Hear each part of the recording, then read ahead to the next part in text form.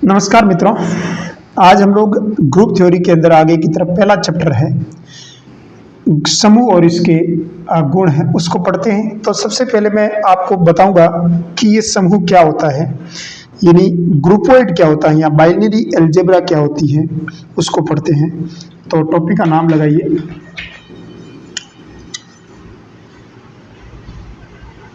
द्विचर संक्रिया।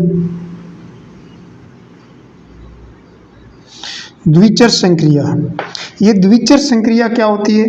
Binary operation in star. जो संक्रिया होती है ना, स्टार संक्रिया होती है, जो पॉजिटिव भी हो सकती है, प्लस भी हो सकती है, जो माइनस भी हो सकती है, गुणा भी हो सकती है, भाग भी हो सकती है, कुछ भी हो सकती है, वो द्विचर संक्रिया कहलाती है। यदि कोई समुच्चय, अपन ऐसा काम करते हैं, यदि कोई समुच्चय वो उसे हम लोग बोलेंगे ग्रुप। यदि कोई समुच्चय है उसमें यदि द्विचर संक्रिया है, मतलब स्टार ऑपरेशन है, और वह यदि समवर्तता का नियम का पालन करती है। समवर्तता का मतलब क्या होता है? यदि ए उस ग्रुप से बिलोंग करता है और बी यदि ग्रुप से बिलोंग करता है, तो इसका मतलब ये हुआ कि ए स्टार बी भी इस ग्रुप से बिलोंग करना चाहिए। यदि ये दोनों इस ग्रुप के अंदर लागू है तो उसे हम लोग बोलेंगे, क्या बोलेंगे? ग्रुपोइड। क्या बोलेंगे? तो यहां पर लगा के नाम लिख दीजिएगा ग्रुपोइड।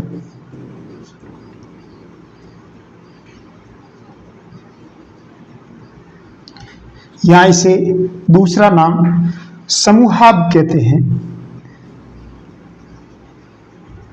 यहां इसे तीसरा नाम क्वेसी ग्रुप के नाम से जाना जाता है। यहां इसे हम क्लब ग्रुप के नाम से जाने जाते हैं। यहां इसे हम लोग क्वेसी ग्रुप के नाम से जाना जाता है, यहाँ क्लब ग्रुप के नाम से जाना जाता है, यहाँ इसे ग्रुपोइड कहते हैं। इसका मतलब किसी भी समूह या समुच्चय के अंदर समवर्तता का नियम का पालन करते ही वो क्या हो जाएगा? समूह या क्वासी या क्लब ग्रुप हो जाएगा। यदि समवर्तता का नियम पालन हो गया तो दूसरा शर्त आपको यह है कि यदि वह सहचारी नियम का पालन करता है। यदि वह सहचारी नियम का पालन करता है, स मतलब सहचारी, स मतलब शामी ग्रुप हो जाएगा। कौन सी हो जाएगी? शामी ग्रुप, या इसे शेमी ग्रुप के नाम से जाना जाता है। इंग्लिश में नाम देखें तो SEMIGROUP, सेमी ग्रुप के नाम से जाना जाता है। चीज को बड़ी आराम से आप समझिएगा। उसके बाद यदि उस स से शामिल, स से सहचारी, यदि उसके अंदर एक तत्समक अवयव विद्यमान हो जाता है तो वो क्या हो जाएगा? मोनोइड हो जाएगा। मोनो का मतलब एक, और तत्समक दुनिया में कितना होता है? एक। मोनो का मतलब एक ही होता है, तो ये हो जाएगा मोनोइड।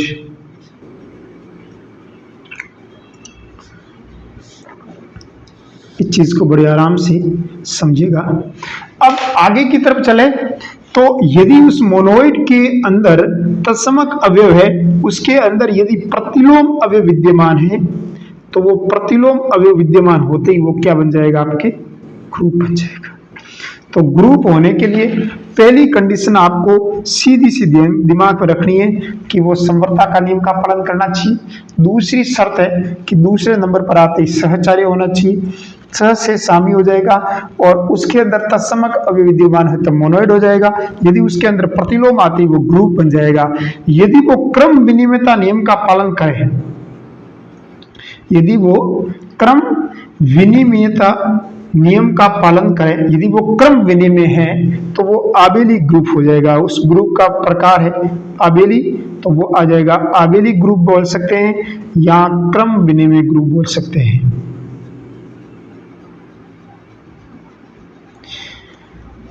इस चीज को आप दिमाग में रखिएगा। तो ये चीज थी, समझने लायक चीज थी। तो आपको सबसे पहले याद होना चाहिए, तरीका समझ में आना चाहिए कि किसी ग्रुप को ग्रुप होने के लिए कौन कौन सी कंडीशन फॉलो करनी चाहिए। तो पहली यह कंडीशन संवर्तनीय, देखते ही संवर्तनीय तो इसका मतलब वो तो ग्रुप हो ही नहीं सकता, इसका मतलब वो ग्रुपोइड भी नहीं है, सीधी सी बात है। समूह के अंदर वो ग्रुपोइड भी नहीं है, कोई सी ग्रुप भी नहीं है, कहने का मतलब यहाँ क्लब ग्रुप या समूह भी नहीं है। तो दूसरा शब्द आपको कोई भी देखे उसके अंदर सबसे पहले हम लोग क्या चेक करेंगे, ग्रुप के अंदर सबसे पहले नंबर पर रखेंगे समवर्ता, दूसरे नंबर पर रखेंगे सहचार्यता। तो याद नहीं रहे तो दोनों स पहले आ जाएंगे, उसके बाद क्या आ जाएगा, तत्समक। अकेला आदमी पहले दोनों स आया, उसके बाद अकेला आया, अकेला मतलब मोनोइड मतलब तत्समक।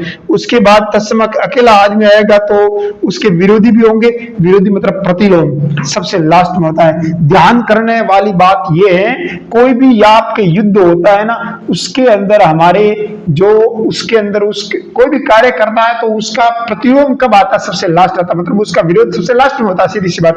तो प्रतिलोम सबसे लास्ट में आएगा, अगर प्रतिलोम हो गया तो वो ग्रुप बन जाएगा। समझ में आई बात? इस चीज को दिमाग में रखिएगा। आगे चलते हैं, आगे हमारा प्रश्न है, उसके अंदर हम लोग पढ़ेंगे लूप, एक शब्द आएगा इसके अंदर यूज होगा, आप उस शब्द को पकड़िएगा, लूप, LWP।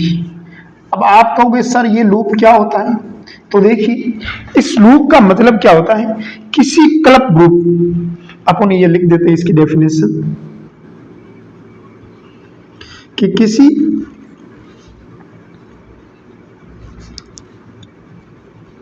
किसी कल्प ग्रुप G स्टार में सक्रिय स्टार का तत्समक अवयव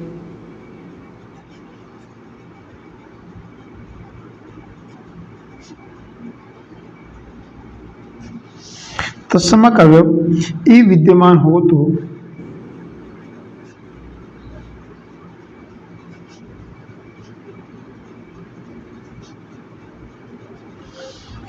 हो तो इसे लूप कहते हैं।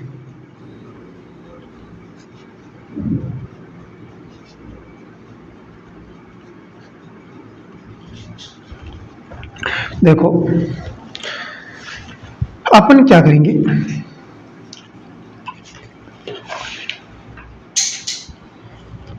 सीधी सी बात है, लूप की कंडीशन L फॉर लूप पर L, लूप के अंदर दो कंडीशन होना चाहिए, एक तो वो क्लब ग्रुप आना चाहिए,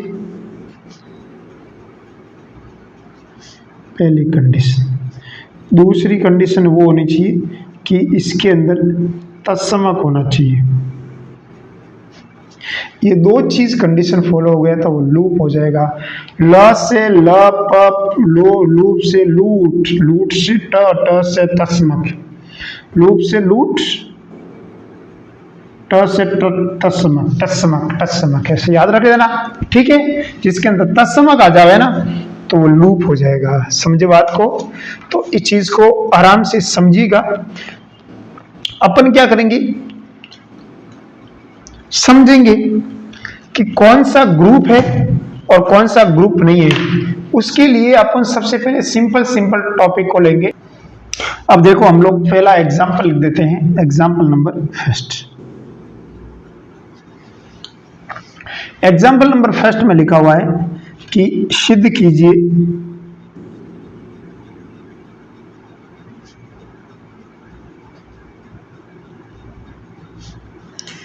कि समुच्चय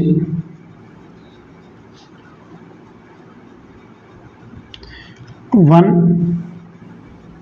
comma -1 comma iota comma minus iota, जहां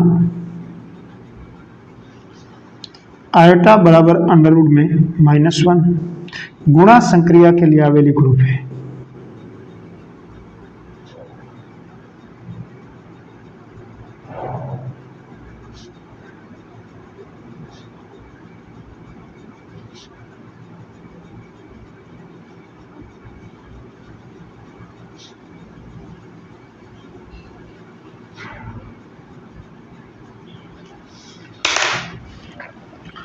गुणा संक्रिया के लिए अगर आवेली ग्रुप है, आपको चेक करना है मैं एक तरीका बता सकता हूँ आपको ऐसे प्रश्न आते हैं ना गुणन संक्रिया, तो संक्रिया यहीं लगा दो। सबसे पहली तो बात यह है, पहला संवृतता को लागू होता है, दूसरा इसके अंदर क्या होना चाहिए, पहला संवृतता होना चाहिए, दूसरा सहचारी होना चाहिए, तीसरा तत्समक होना चाहिए, चौथा प्रतिलोम होना चाहिए। ये चारों कंडीशन किसी के अंदर हो जाए तो वो ग्रुप बन जाएगा। क्या बन जाएगा? ग्रुप। यदि वो क्रम विनिमयता भी लागू हो जाए तो वो आबेलियन ग्रुप बन जाएगा। समझे बात को? तो मैं आपको एक चीज बता सकता हूं कि अपन इसको एक ग्रुप के द्वारा, अरे सारणी के द्वारा समझे तो बहुत ही एक अच्छा बेहतरीन रहेगा। देखो मैंने इसके अंदर एक सारणी बना दी जिसके अंदर गुणा संक्रिया लगा दी। ठीक है, पहला है 1, दूसरा है -1 iota minus iota, 1 -1 iota minus iota.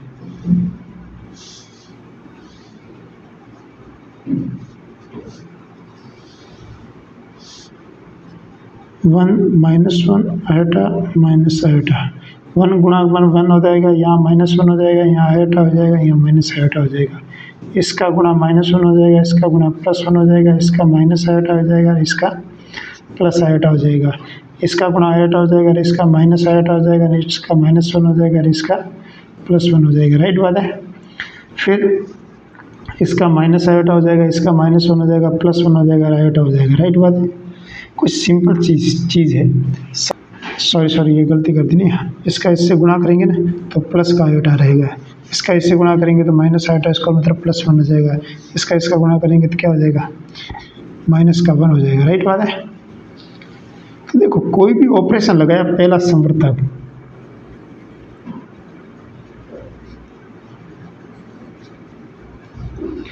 दूसरा सहचारी, तीसरा प्रतिलोम, अरे तत्समक, चौथा प्रतिलोम,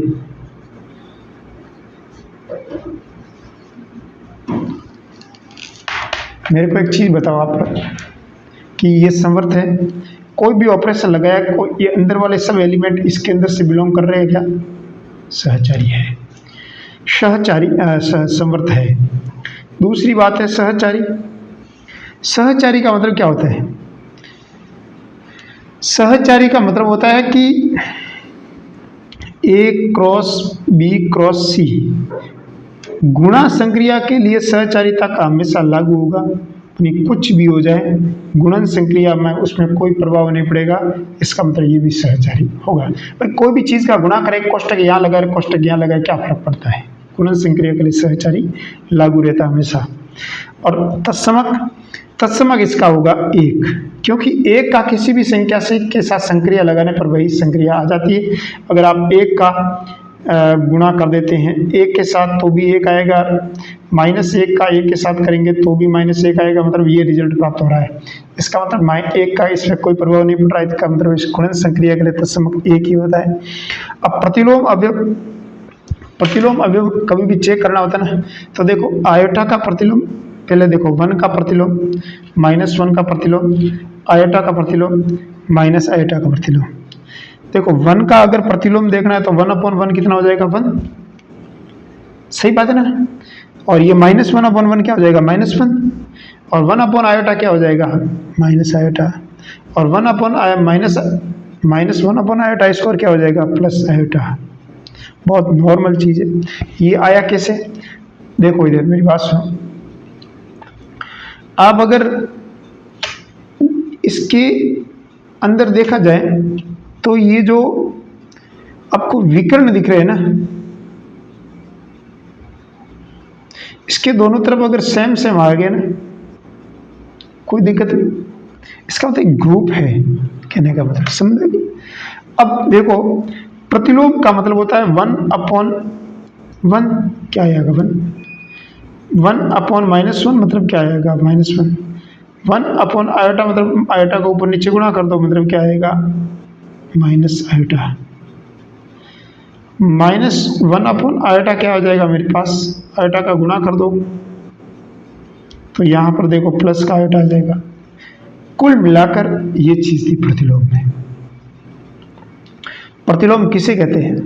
प्रतिलोम का मतलब ये चीज होता है कि यदि ए का प्रतिलोम अगर बी है तो उसका रिजल्ट तत्समक आना चाहिए। सही बात है।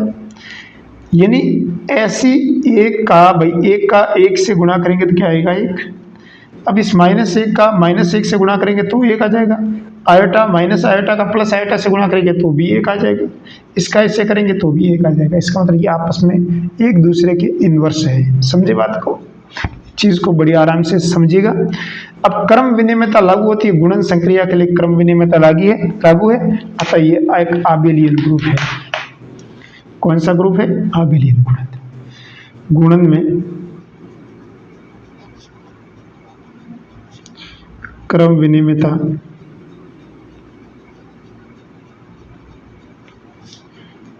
नियम लागू रहता है।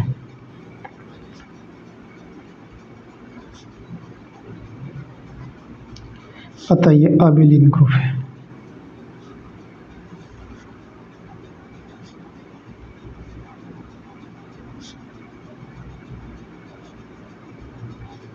सही बात है।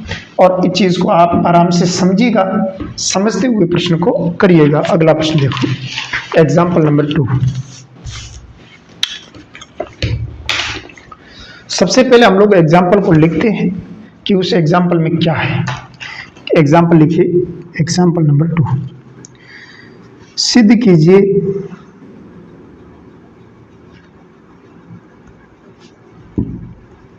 कि समुच्चय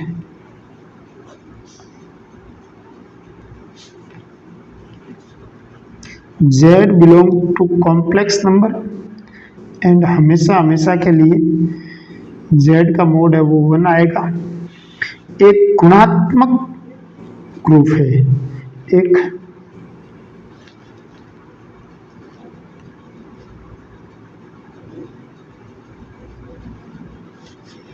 गुणात्मक यानी मल्टीप्लिकेटिव ग्रुप है।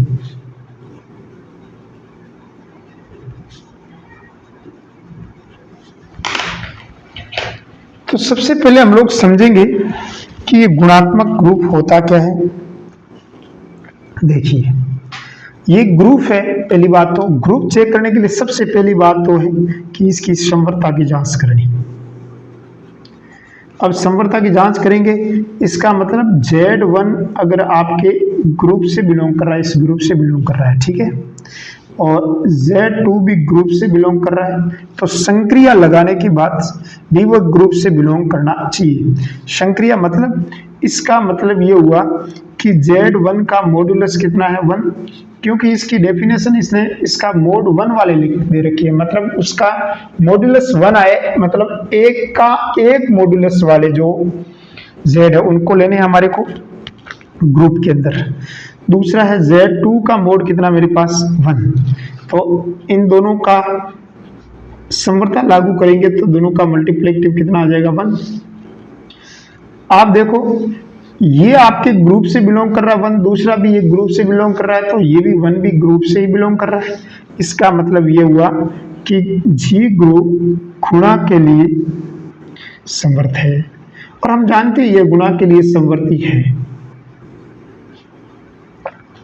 दूसरा हमारे को चेक करना, दूसरे नंबर पर चेक करना सहचारिता। सहचारी भी गुणन संक्रिया के लिए हमेशा सहचारी होता है। इसका मतलब चेक करने की जरूरत नहीं है, क्योंकि गुणन संक्रिया के लिए ग्रुप है वो सहचारी ही होता है। तीसरे नंबर पर तत्समक। तत्समक का मतलब होता है कि आइडेंटिटी, और आइडेंटिटी कितनी है इसकी? गुणन संक्रिया के लिए इसकी आइडेंटिटी कितनी हो जाएगी? 1। और क्या 1 ग्रुप से बिलोंग कर रहा है? बिल्कुल ग्रुप से बिलोंग कर रहा है। तीसरी हमारे को चेक करनी है इसका प्रतिलोम अवयव। अगर इसका प्रतिलोम अवयव विद्यमान है कि नहीं ये पता लगाना है। तो देखो, अपन कोई भी Z का मोड 1 मोड वाले लेने मेरे को, और ये 1 का प्रतिलोम कितना हो जाएगा? 1/1 बराबर कितना हो जाएगा? 1। वो भी ग्रुप से बिलोंग कर रहा है, ये भी ग्रुप से बिलोंग कर रहा है। अतः प्रतिलोम विद्यमान है।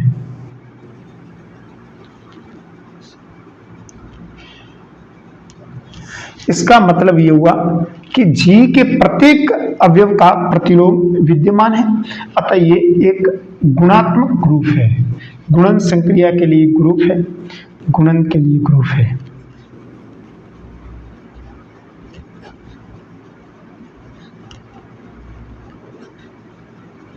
बहुत नॉर्मल चीज थी। अगला देखो प्रश्न हमारा रहेगा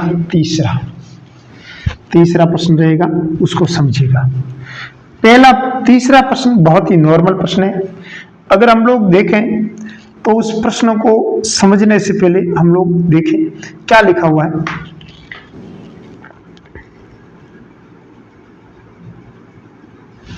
सिद्ध करो कि देखो सिद्ध कीजिए कि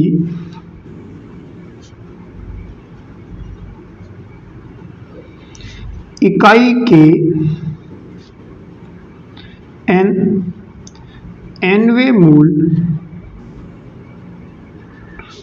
nवे मूलों का समुच्चय इकाई के nवे मूलों का समुच्चय गुणा के लिए परिमित आवेदी समूहता है। गुणा के लिए परिमित आवेदी समूहता है।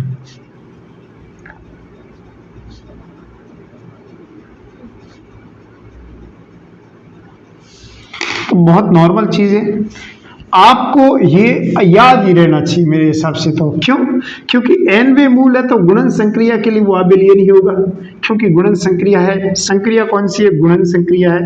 और nवे मूल है, इसका मतलब वो कौन सा हो जाएगा? इसका कॉम्प्लेक्स रूट आ जाएगा। कॉम्प्लेक्स रूट के लिए सहसहायता भी लागू होता है, तत्समक भी होता है, उसका अंदर एक होता है और उसका प्रतिलोम भी विद्यमान हो, क्रम विनिमयता लागू होता है। इसका मतलब ये राइट है। और नॉर्मल ऐसे दिमाग से आप कर सकते हो, ठीक है। लेकिन सहज समृद्धता को देखना है तो उसके लिए थोड़ी आपको मेहनत करनी पड़ेगी। क्या? अपन क्या करेंगे, ग्रुप को बनाना पड़ेगा। इसमें आपके इसमें ग्रुप बनाया हुआ नहीं, पहली बात तो देखो इकाई के nवे मूलों का ग्रुप क्या होता है? इकाई के nवे मूलों का ग्रुप होता है, पहला ग्रुप कि इकाई क्या मतलब एक की पावर 1/n। nवा मूल मतलब क्या होता है? 1/। इसका मान कितना हो जाएगा? देखो इसको मैं 1 को क्या लिख सकता हूँ? 1 + 0 आयोटा, इसकी पावर 1/n। इसको मैं 1 को क्या लिख सकता हूँ? cos 0 + आयोटा sin 0 की पावर 1/n। इसको सोल्व किया तो मैं क्या लिख सकता हूँ? cos 2r π plus iota sin 2r π, क्योंकि 2π पर रिपीट हो जाता है। इसकी पावर क्या हो जाएगी? 1/n। और r क्या है? r इंटीजर को बिलोंग कर रहा है, मतलब पूर्णांक संख्याओं का समुच्चय। अपन क्या करेंगे? वी माइवर प्रमेय लगा देते हैं।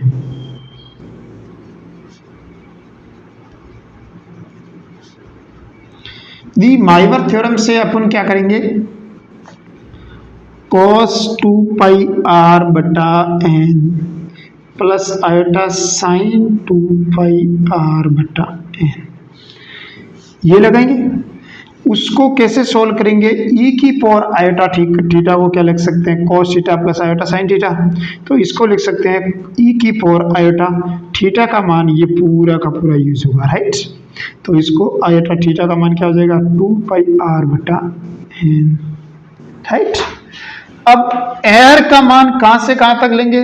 तो इसमें r का मान आप 0 से लगाकर 2, 3 से लगाकर n-1 तक लेंगे, चीज को लेंगे, राइट। क्योंकि यदि r का मान 0 रखा तो ये आ गया, n-1 तक लेंगे अपन, ठीक है। अगर हम लोग इसको ग्रुप बनाए तो ग्रुप बराबर क्या हो जाएगा इसका मान? अगर इस e की power iota 2 pi by n को r का मान 0 रखें तो e की पावर 0 का मान कितना होता है 1।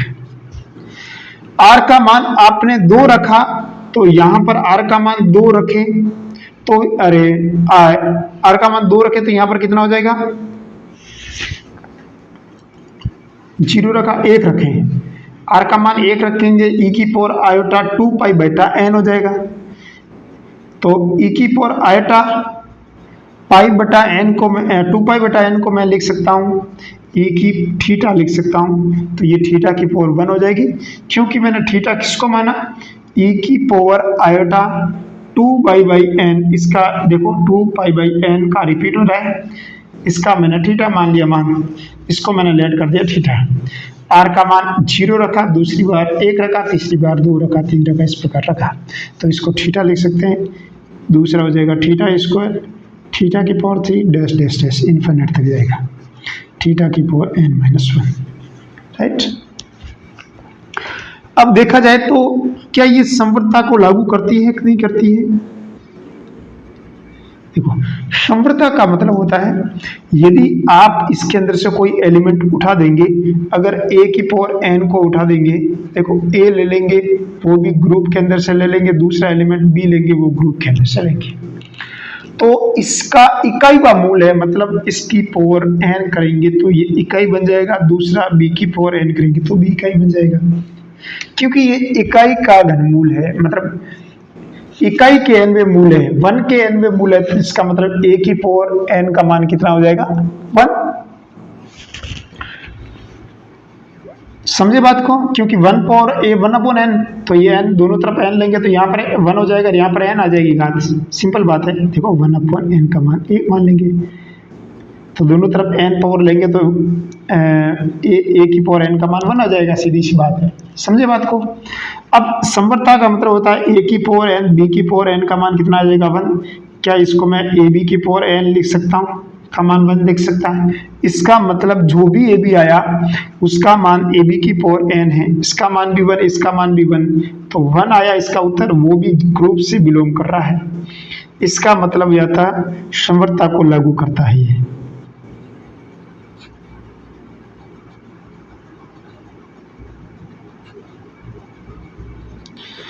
अगर समवर्तता का नियम लागू है तो मैं डायरेक्ट यहाँ से स्पीड से बता देता हूँ आपको बाकी वाले। देखो समवर्तता है उसको मैंने आपको समझाने के लिए इतना लिखा। दूसरा नंबर पर आएगा साहचर्य। साहचर्य इसमें लागू होगा क्योंकि सम्मिश्र संख्याओं के मूल गुणन संक्रिया के लिए हमेशा साहचर्य होता है। तीसरा है हमारे पास तत्समक, तो तत्समक अवयव इसका 1 होगा, तो गुणन सक्रिय के लिए 1 होता है, तो तत्समक अवयव इसमें विद्यमान है। चौथा, इसमें अगर देखें तो प्रतिलोम अवयव भी विद्यमान है इसका। क्यों? क्योंकि यदि n-1 का प्रतिलोम n लेंगे, अरे थीटा की पावर 1 लेंगे, तो इसका मान थीटा की पावर n हो जाएगा, क्योंकि इसमें प्रतिलोम है ना, वो क्या होता है थीटा की पावर n-1 का प्रतिलोम थीटा की पावर r होता है, n-r का प्रतिलोम ये। अब इसका गुणन संक्रिया लगाएंगे, देखो गुणा करेंगे तो कितना आ जाएगा, थीटा की पावर n आ जाएगा, और थीटा की पावर n क्या होता है 1 होता है। समझे बात को? तीसरा है हमारे पास, चौथा और पांचवा है हमारे पास क्रम विनिमयता। क्रम विनिमयता मतलब होता है कि ये क्रम विनिमयता नियम का पालन गुणन संक्रिया है, तो क्रम विनिमयता में कोई फर्क पड़ेगा नहीं। समझे बात को? और इसलिए ये आबेलियन ग्रुप हो जाएगा। अगला चौथा एग्जाम्पल नंबर 4।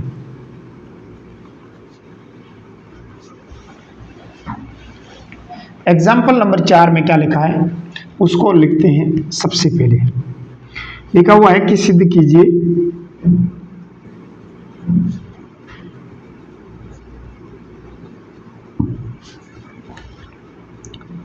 कि Z5 बराबर 0, 1 और 4 संक्रिया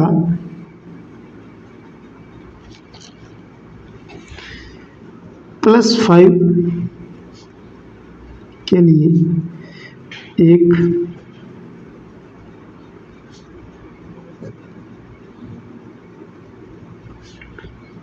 ग्रुप है।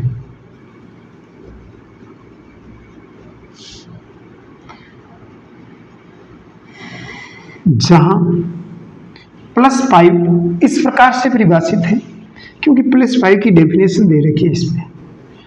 जो +5 है ना, उसको कैसे सोल्व करते हैं वो आपको मैंने बताया नहीं अभी तक, तो इसमें मैं आपको वो भी बता दूंगा साथ में कि +5 को कैसे सोल्व करते हैं, +5 संक्रिया कैसे लगेंगे। a+5b बराबर इसके दो प्रकार के डेफिनेशन दे रखी है। एक तो इसमें a+b आएगा, एक आ जाएगा a+b-5। a+b कब आएगा? जब a+b का मान 5 से छोटा। यदि a+b का मान 5 से बड़ा है तो नीचे वाली संक्रिया लागू हो जाएगी। अब देखो इधर अपन क्या करेंगे, इसकी प्लस संक्रिया को लगाते हैं। दोनों की जोड़ 5 से छोटी। एक अपन पहले अभी इसका सारणी बना के कर देते हैं ताकि आपको संक्रिया कौन सी लगानी। +5 0 1 2 3 4 0 1 2 3 4।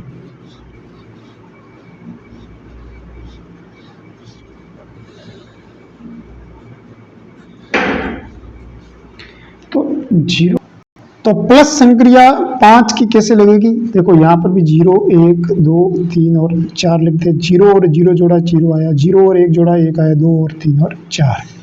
0 और 1 जोड़ेंगे तो कितना आएगा? 1। 1 और 2 जोड़ेंगे तो कितना? 1 और 1 जोड़ेंगे तो कितना आएगा? 2। 1 और 3 जोड़ेंगे तो कितना आ जाएगा? 3। 0 और 4 जोड़ेंगे, 3 जोड़ेंगे कितना आ जाएगा? 4। 0 और 4 जोड़ेंगे तो कितना आ जाएगा? 5। अब 5 आ गए तो क्या करेंगे? जब भी 4 से ज्यादा आ जाए या 5 आ जाए तो देखो 5 आ गया तो इसमें 5 तो इसमें एलिमेंट है ही नहीं, तो उस दौरान अपन क्या करेंगे? जब भी 5 आता है ना तो आपको घटाना शुरू कर देना इसमें से, यानी 5 का डिवाइड करना रे। कहने का मतलब कितनी बार गया? एक बार। शेषफल कितना आ जाएगा? ये शेषफल यहां लिखना है 0। समझ में बात?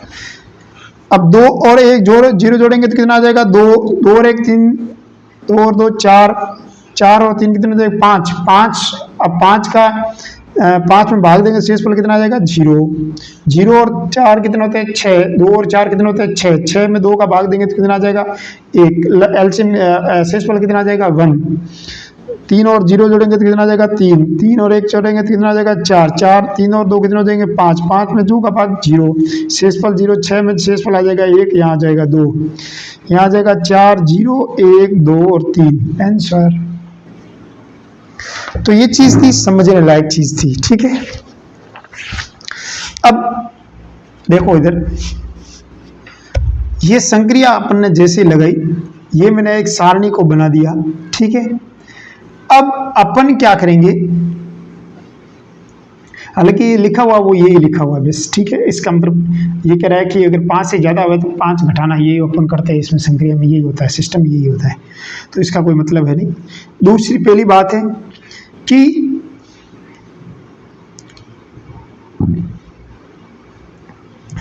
पहला है सहचरी अरे संवृतता, तो इसमें सभी एलिमेंट है वो Z5 से बिलोंग कर रहे हैं, इसका मतलब संवृतता लागू है। साहचरी, साहचरी जोड़ के लिए साहचर्यता का लागू होता है, इसमें कोई दिक्कत नहीं है। तीसरा है तत्समक, तो इसका तत्समक होगा 0। क्या हो जाएगा? 0। आपको वो सर 0 कैसे? तो प्लस संक्रिया के लिए तत्समक 0 ही होता है, सीधी सी बात है। चौथा है प्रतिलोम, प्रतिलोम कितना होता है? 0 1 2 और 3 और 4। 0 का प्रतिलोम क्या है? 4। 1 का प्रतिलोम कितना है? जोड़ 4 आने चाहिए, मतलब यहाँ +5 है संक्रिया, मतलब जोड़ 4 आनी चाहिए। समझ बात? सॉरी क्या बोल रहा हूं मैं? आपको जीरो का प्रतिलोम कितना है? तो जीरो का प्रतिलोम जीरो है। एक का प्रतिलोम कितना है? तो 5 में से घटा दो एक, कितना आ जाएगा? 4। 5 में से 2 घटा दो कितना आ जाएगा? 3। 5 में से 3 घटा दो कितना आ जाएगा? 2। 5 में से 4 घटा दो कितना आ जाएगा? 1। 5 में से 0 घटा दो कितना आ जाएगा? 5। 5 तो इसके अंदर एलिमेंट ही नहीं है, तो मतलब 0 हो जाएगा। समझे बात को? मतलब +5 संक्रिया है। तो एक तो तत्समक, हमेशा तत्समक खुद का प्रतिलोम खुद होता है। तत्समक का प्रतिलोम खुद तत्समक होता है, इसका मतलब 0 का प्रतिलोम 0 होगा। बाकी सब में आपको 5 में से घटाना है, क्योंकि आपको प्लस संक्रिया 5 दे रखी है। जब भी प्लस के नीचे 5 लिखा आता है तो उसमें से घटाना, प्लस के नीचे n लिखा होता है उससे n में से घटाना, ये मॉड्यूलो। आगे देखेंगे हम लोग, समझेंगे।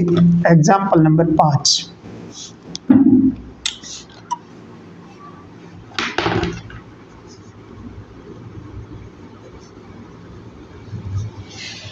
हम लोग समझेंगे एग्जाम्पल नंबर 5 में। एग्जाम्पल नंबर 5 में क्या लिखा है?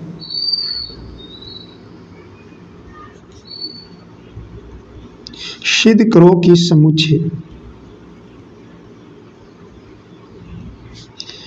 F1, F2, F3, F4, F5, F6 ये 6 समुच्चय के अंदर एलिमेंट है। संयुक्त फलन संक्रिया है। कौन सी संक्रिया है? संयुक्त फलन संक्रिया के लिए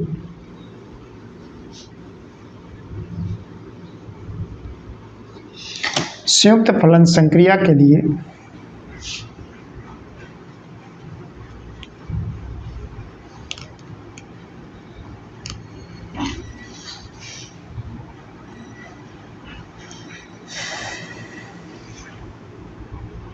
थोड़ा टाइम ज़्यादा लग जाएगा इसमें। अगले वीडियोस के अंदर हम लोग इसको करेंगे, ठीक है।